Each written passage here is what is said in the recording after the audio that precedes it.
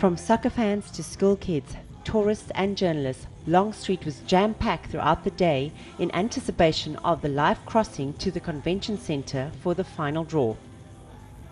More than 50,000 people descended on Long Street to watch the event on giant screens. The festival was also the launch of the first fan park and a trial run on how these public viewing events would be managed. Earlier in the day, Seb Blatter officially opened the festival before heading off to the convention centre.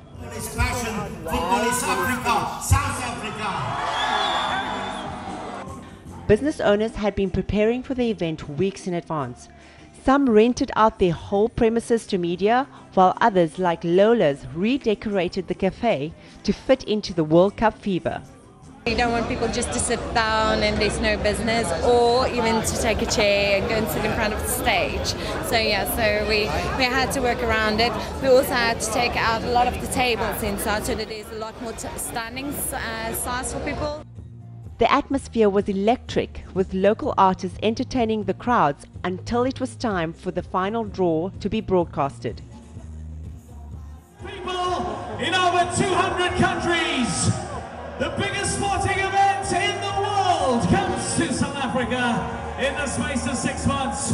Are you ready for 2010 Cape Town? A special recorded message by former President Nelson Mandela set the tone for an inspiring World Cup 2010. That South Africa has been given the singular honor of being the African host country.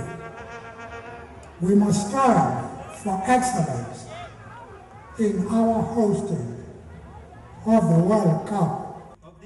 The draw continued for 90 minutes with the announcement that South Africa would be playing Mexico in the first game on June 11th, 2010.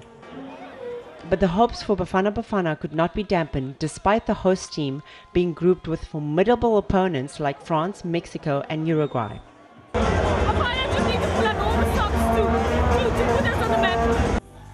Revelers partied throughout the night, united in the euphoria of an event well executed. And if the final draw is anything to go by, South Africa and the world is in for a successful and exciting FIFA World Cup 2010.